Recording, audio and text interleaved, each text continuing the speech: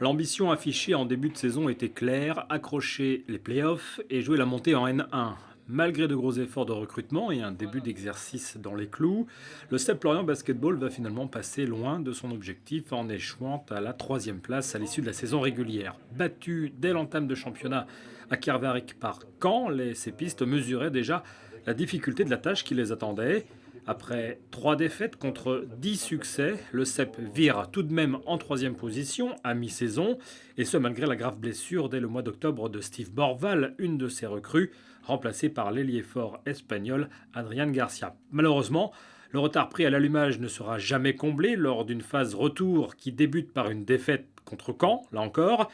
Un revers fâcheux face à Rennes, puis un faux pas contre Coulommiers annonce le pire. La désillusion tombe au soir du 26 avril.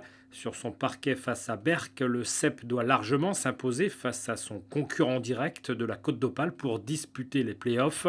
Là, ce sont les Berquois victorieux de 9 points qui rejoignent Caen pour disputer ces phases finales.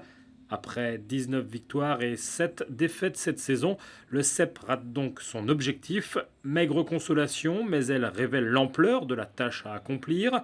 L'équipe de Berck, finaliste de ces playoffs, a raté aussi son accession en N1 après avoir été battue sur le buzzer à la belle par Mulhouse.